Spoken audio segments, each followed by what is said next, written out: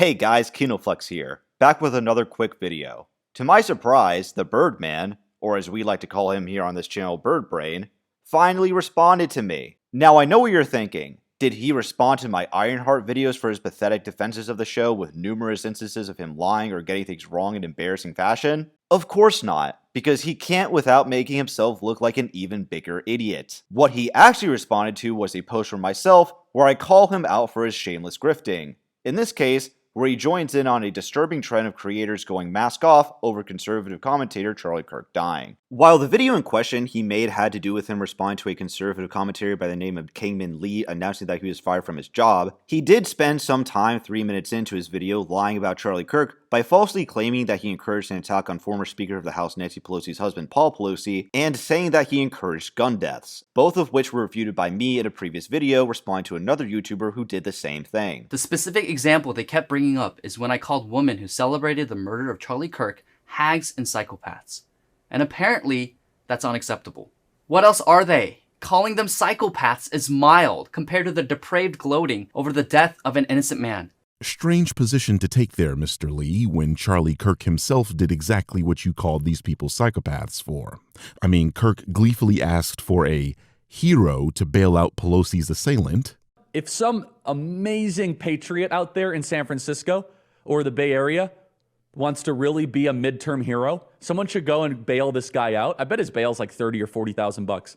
Bail him out and then go ask him some questions. Here's the actual context of what Charlie said about Paul Pelosi's attack, where he condemns the attack and makes it clear that this comment was a joke, highlighting the terrible on-the-books bail laws in our country, where if the target wasn't a rich politician, then they would already be out on the streets terrorizing someone else. Politico says top Republicans reject any link between GOP rhetoric and Paul Pelosi assault.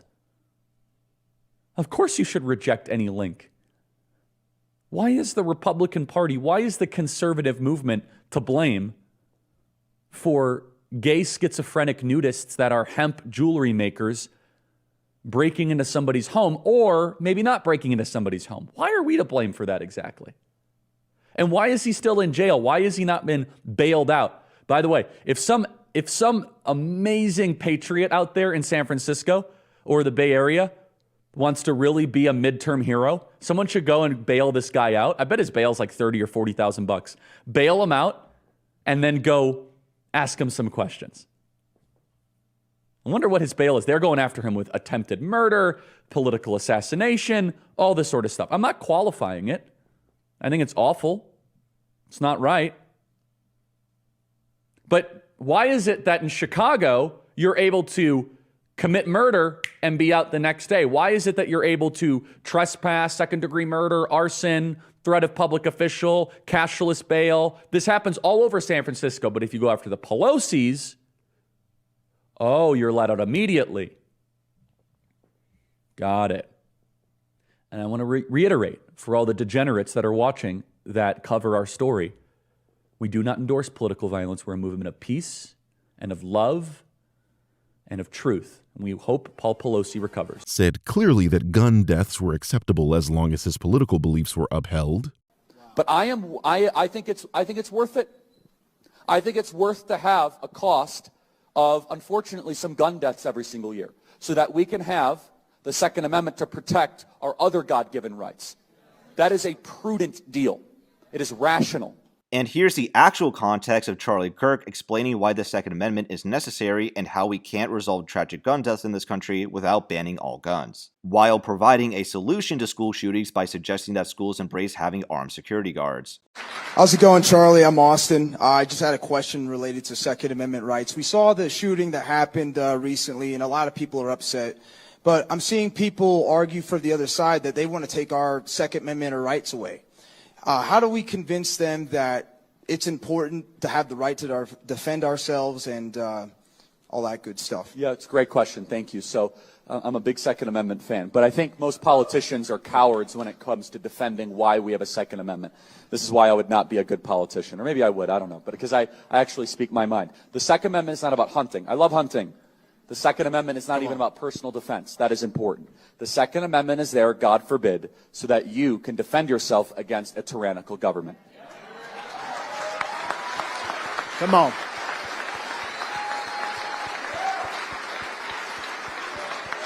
And if that talk scares you, wow, that's radical, Charlie. I don't know about that. Well, then you have not really read any of the literature of our founding fathers. Yep. Number two, you've not read any 20th century history. You're just living in Narnia. By the way, if you were actually living in Narnia, you would be wiser than wherever you're living, because C.S. Lewis was really smart. So I don't know what alternative universe you're living in. You just don't want to face reality that governments tend to get tyrannical, and that if people need an ability to protect themselves and their communities and their families. Now, we must also be real. We must be honest with the population. Having an armed citizenry comes with a price. And that is part of liberty. Driving comes with a price. 50,000 people die on the road every year. That's a price. You get rid of driving, you'd have 50,000 less auto fatalities.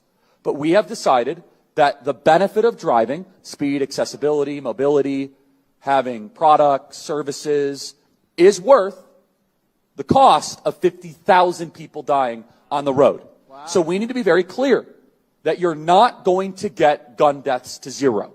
It will not happen. Right. You can significantly reduce them through having more fathers in the home, yes, by having more armed guards in front of schools.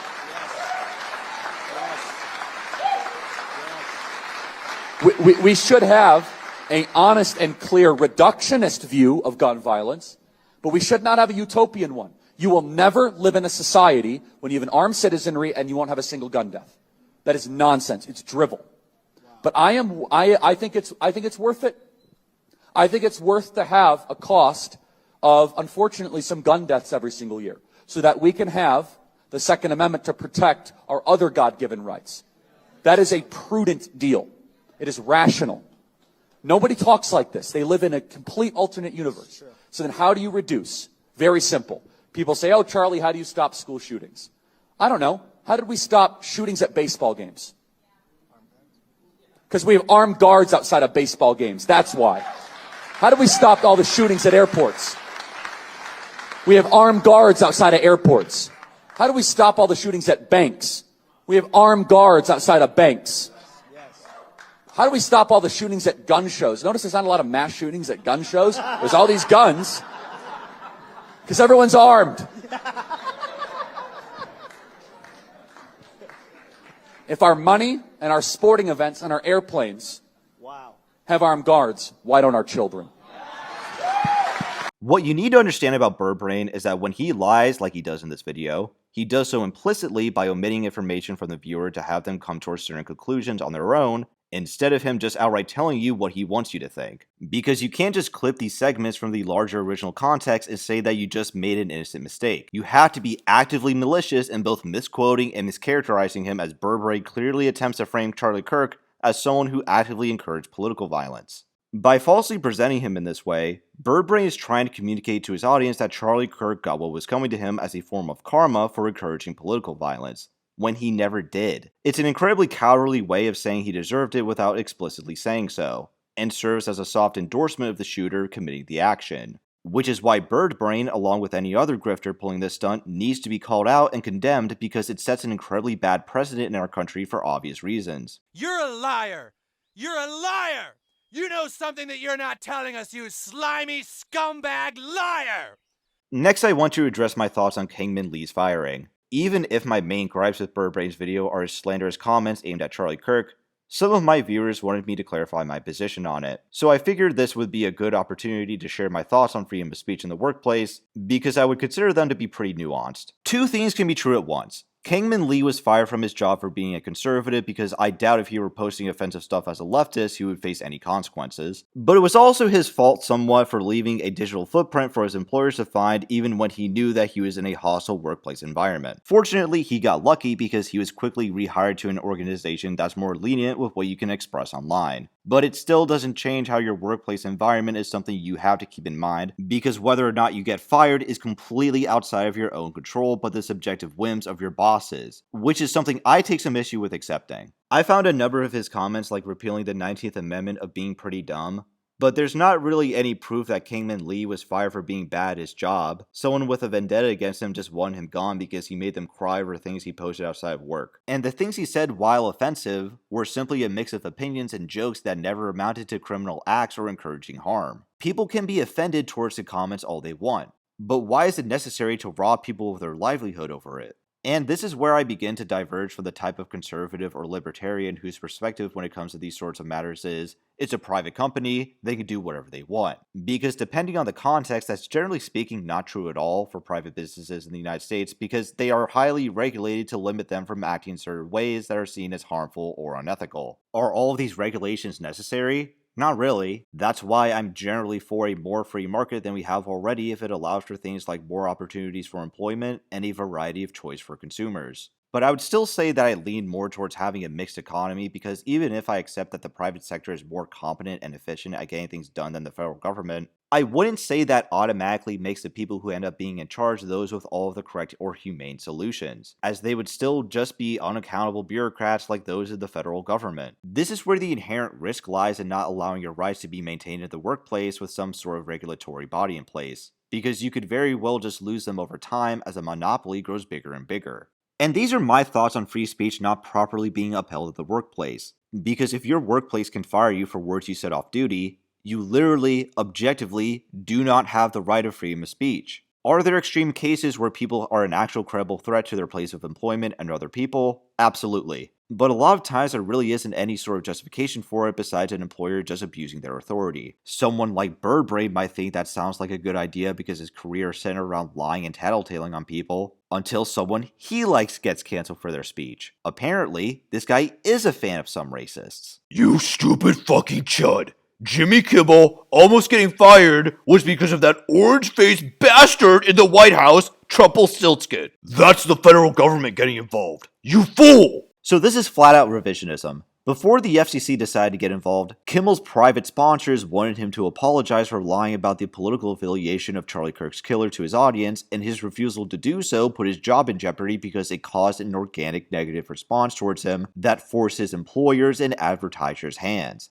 The only reason he survived the backlash is because the FCC chair stupidly made comments about the situation regarding possibly opening up investigations, which allowed Kimmel to claim victimhood against the government. But if the FCC had not said anything, Jimmy Kimmel would no longer have his show because his employers at a private company wanted him gone for giving them trouble. These are the same tactics Birdman uses against people he dislikes, but cries about them being like the bad guys in his favorite shitty superhero show if they're used towards people on his side. So don't let him slither away from being acknowledged as a hypocritical snake he is. My closing thoughts on this are that this is an issue that I admittedly need to think about more, because it's obviously a complex subject. But the point I want to express is that you guys should be wary of how corporations can unnecessarily wield their power over you. Especially in cases of speech, because if it doesn't protect the speech you like, there's no guarantee it won't come after your speech eventually. And that goes double for Birdman, because him going after people like the fat little cancel piggy that he is will definitely come to bite him in the ass eventually. But those are just my thoughts, and if you have any of your own, feel free to flex them off in the comments below.